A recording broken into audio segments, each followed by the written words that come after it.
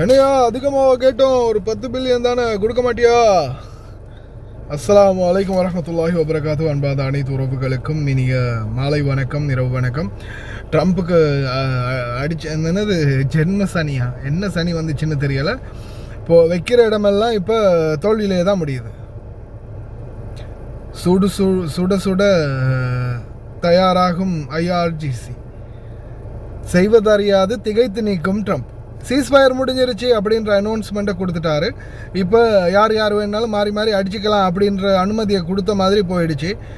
இந்த சூழலில் ஈரானுக்கு எதிராக தாக்குதல் நடத்துவதற்கும் நடத்துகிற தாக்குதலுக்கு செலவழிக்கிறதுக்கும் பணம் பெரிய ஒரு பற்றாக்குறையாக மாறி இருக்குது ட்ரம்ப்புக்கு. இதனால் என்ன பண்ணுறாருன்னா, தென்கொரியா கிட்ட கேட்குறாரு, உங்களுக்கா 39,000 இராணுவ வீரர்களை கிம்முக்கிட்ட இருந்து உங்களை காப்பாற்றுறதுக்காக இறக்கி வச்சுருக்கோம் ஐயா, உங்களை அவ்வளோ பாதுகாக்கிறோம் நாங்கள், நீங்கள் என்னடான்னா ஒரு $10 பில்லியன் கொடுங்கடான்னு கேட்டால் கொடுக்க மாட்டேங்கிறீங்க. ஜென்ரலு, இவனுங்களுக்கு இராணுவம் கொடுக்குறதுக்கு மட்டுப்படுத்தியா, இனிமேல் இவனுங்க கிம்மால் அடி வாங்கி சாப்பிட்டோம் அப்படின்ற மாதிரி ட்ரம்ப் வந்து அதே உச்சரிப்போடைய, நான் வீடியோ கடைசியில் போடுறேன் அந்த கான்ஃபரன்ஸை பாருங்கள், அப்படியே சொல்லியிருக்கான். எப்படி ஒரு திமிருத்தனம்! இவ்வளோ காலம் அவனுங்கள்ட்ட நல்லா சூறையாடி அவனுங்களோட நல்லா இது பண்ணி கடைசியில் ஒரு அவசரத்துக்கு காசு கேட்கும்போது அவனுங்களோட என்ன கஷ்டமோ நஷ்டமோ தென்கொரியா அவங்க கொடுக்கலன்றதுக்காக வடகொரியா கிட்ட அடி வாங்கி சாவுங்கடா, டேய் மிலிட்ரியெல்லாம் எடுங்கடா அப்படின்ற மாதிரி காமெடியாக பதில் கொடுத்து வச்சுருக்கான்ப்பா. இந்த சூழலில் பார்த்தீங்கன்னா, அமெரிக்க ஜனாதிபதி டொனால்ட் ட்ரம்ப் போர் நிறுத்த ஒப்பந்தம் வந்து முடிந்து விட்டது, இனிமேல் சீஸ்ஃபயரே இல்லை அப்படின்றத அறிவித்ததுக்கு அப்புறமா மறுபடியும் ஒரு பதட்டமான நிலை ஆரம்பிச்சிருக்கு. அதாவது முஜ்தபா கொமைனியுடைய தலைமையில் இராணுவ, அதாவது பிரிக்கிறது, யார் எந்தெந்த ஏரியாவில் என்னென்ன பண்ணணும் அப்படின்ற வேலைகள் வந்து ஐஆர்ஜிசி தரப்பில் ஆரம்பமாகி இருக்கிறதா தகவல்கள் வந்திருக்கு. அதே மாதிரி எந்த நேரத்தில் வேணாலும் any time, anywhere any time அப்படின்ற மாதிரி சொல்லியிருக்கிறாங்க. எந்த நேரத்தில் எந்த இடத்துல வந்து வேணாலும் விழலாம், வெடிக்கலாம், தாக்கலாம் அப்படின்ற மாதிரி சொல்லி வச்சிருக்கிறாங்க. இப்போதைய சூழலில் பார்த்திங்கன்னா, அதாவது இந்த முக்கியமான சில தீர்மானங்களை எடுக்கக்கூடிய தலைமை பொறுப்பில் இருக்கிறது யாருன்னு பார்த்திங்கன்னா, ஐஆர்ஜிசியினுடைய தலைவர் முஜ்தபா கொமைனி தான். அவருடைய தலைமையில் தான் இனி வரும் நேரங்களில் அனைத்து தீர்மானங்களும் எடுக்கப்படும் அப்படின்றதையும் ஐஆர்ஜிசி தரப்பு சொல்லியிருக்கிறாங்க. இந்த நேரத்தில் ஓமான் கடற்பரப்பு பார்த்திங்கன்னா எண்ணெயில் மிதக்குது அப்படின்ற கவலை அளிக்கும் விடயத்தை தெரிவிச்சிருக்கிறாங்க நேவிகேஷன் அத்தாரிட்டி மற்றும் மேரிடைம்ஸ் அத்தாரிட்டி.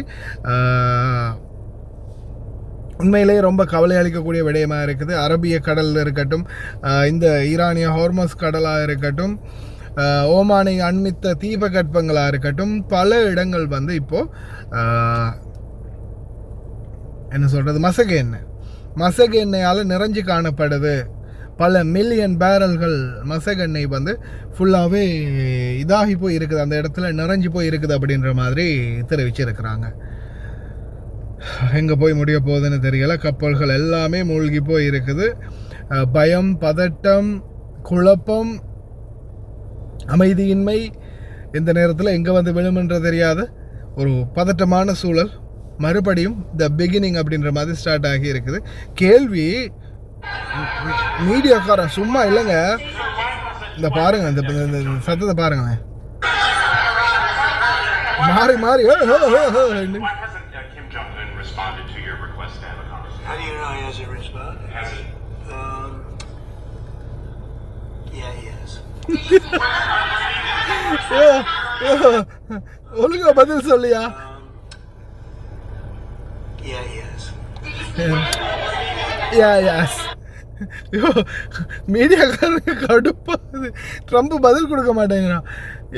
யுத்தத்தை முடிச்சுட்டு கிளம்பி தொலையா, நிம்மதியா நாங்கள் எங்களை இருக்க விட்டுட்டு சிரிக்கிறதா அழுகுறதான்னு தெரியல மக்களே. அல்லாஹ் கரீம், பிரார்த்தனை பண்ணுங்க. Why hasn't Kim Jong-un responded to your request to have a conversation? How do you know he hasn't responded? Has he? Yeah, he has.